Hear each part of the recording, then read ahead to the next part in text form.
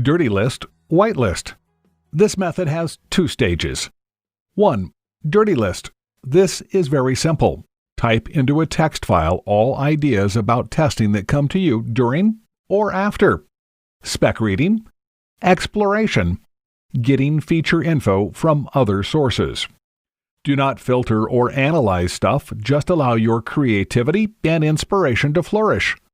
The phrase all ideas has the widest meaning. Test case ideas, ideas for scenarios, ideas about expected results, ideas for automation helpers, questions for PM and developer, whatever. Don't think that some ideas might be ridiculous or impractical. This is a brainstorm where you allow your imagination to soar without any restraints. The content of the text file will be the dirty list. 2. Whitelist.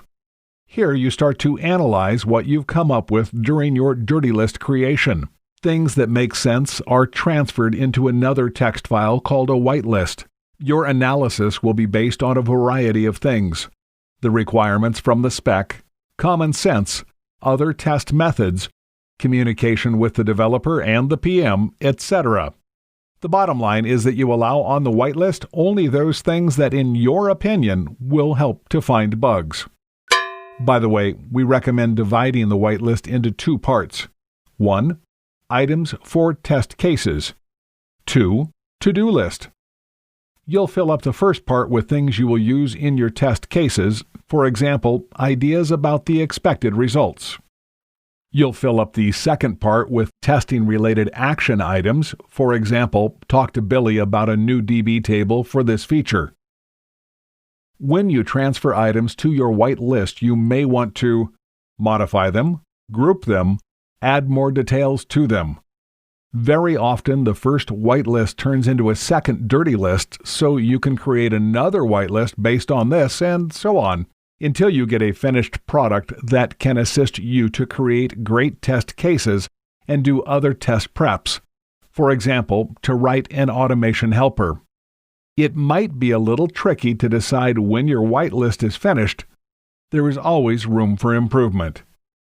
Our approach is simple. Start working on test cases as soon as you feel that the whitelist provides enough ideas to proceed with. Test tables. Here is a mock-up of the first page of the sign-up flow. Flow means scenario. Let's put possible conditions and inputs into the first table. Table 1. As you can see, there are two subgroups. Zip code entered is about condition. Entered value is about data. Each element, for example, yes for zip code is entered, has its own unique ID. For example, zip elem1, we choose zip elem as a short form for zip code table element. Now let's combine the elements from Table 1 into finished scenarios and add some details to the new elements. Table 2. Table 2 is harder to create than Table 1 because we have to start figuring out how the elements can be combined. For example, zip com1 equals zip elem1 plus zip elem3, but we cannot combine zip elem2 and zip elem3. Here again, each element has a unique ID. Why do you need these IDs? Mostly because it's easier to refer to a particular element when it's properly indexed. By the way, in this particular example, we played with conditions, zip code entered, and data, entered value. In other cases, you might have only data or only conditions. We have come up with 7 scenarios, zipcom1 to zipcom7 inclusively, that we can use to create test cases. In the test cases with scenarios from zipcom2 to zipcom7 inclusively, the expected result is the error message. Oops, error on page, zip code should have 5 digits. In case of zipcom1, it's the next page. Remember how we purchase books at ShareLane? 1. Register. 2. Log in. 3. Select book. 4. Add book to shopping cart. 5. Checkout. With tables 1 and 2, we came up with scenarios for the first page, zip code of step 1, register. The second page, first name and other fields, will have its own test tables 1 and 2. Each web page for each stage of the book purchase process will have its own table 1 and table 2. By the way, most of the black box testing for web-based apps involves an interaction with a sequence of web pages that are integrated with each other and create certain combinations that lead us to expected results. In some cases, we must have table 3, table 4, and so on reflect complex scenarios. In some cases, we have to integrate the last table of one web page with the first table of another web page. In some cases, table 1 is enough to start creating test cases. So, there is a huge number of situations and options here. Be creative. Once you start using test tables for more or less complex scenarios, you might feel lost. The only advice here, just keep practicing. The test tables technique takes time, but once you get it, you'll never forget it. Flowcharts. When we talked about the SDLC, I mentioned process flowcharts as a means to improve specs.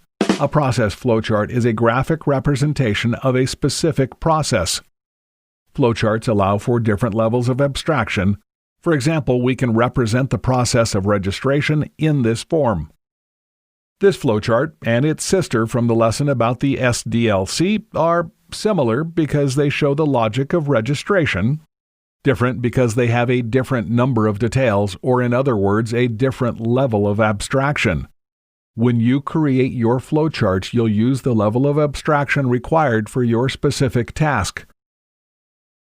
For example, if we are testing registration, we'll need a more detailed flowchart of the registration process compared to a situation where we want to include a registration flowchart as part of some other process.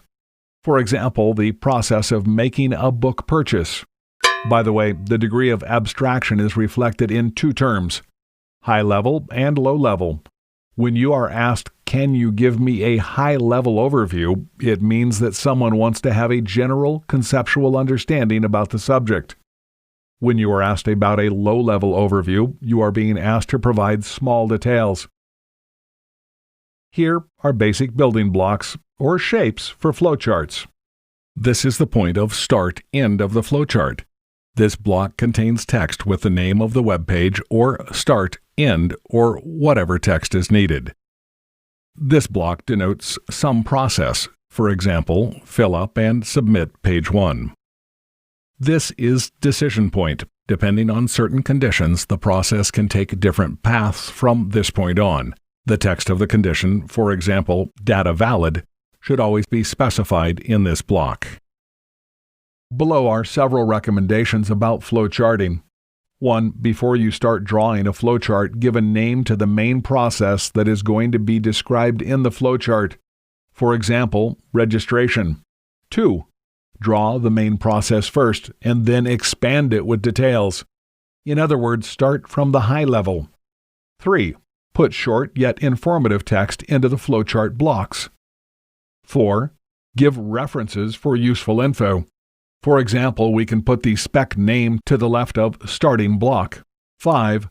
Make the process flow from top to bottom and from left to right. 6. Avoid the crossing of arrows. 7. Always double-check your flowchart to make sure that it correctly reflects the process. Use the spec or another source of knowledge. 8. Flowcharting can get really fancy. There are tons of different shapes that can be used. It's totally okay to use 3 basic shapes. If you learn 15 shapes, it won't hurt as long as you accurately chart a process. Flowcharts are amazing visual resources for generating testing ideas. Besides, as with other testing methods, the process of the creation of the flowchart allows the tester to look at software from different angles, brings up a number of questions that didn't come up during plain spec reading. By the way, truly amazing results can be achieved by combining testing techniques. For example, you can create a dirty list and create table 1 as a white list. You can make a dirty list by looking at Table 1 and then create Table 2 as a white list. You can create a flowchart before creating Table 2. You can explore lots of other possibilities. The enormous number of possibilities gives you many opportunities to be creative. Nothing is set in stone in software testing. Use your imagination to turn whatever you've learned during this course into effective solutions applicable to specific situations. Lesson recap. 1. A dirty list is about brainstorming, creativity, and inspiration. A white list is about analysis. 2. We recommend dividing the white list into 2 parts: items for test cases, to-do list. 3. Test tables are an excellent way to present conditions and/or inputs in a structured way and combine them into scenarios. 4. In some cases, we have to integrate the last test table of one web page with the first test table of another web page. 5.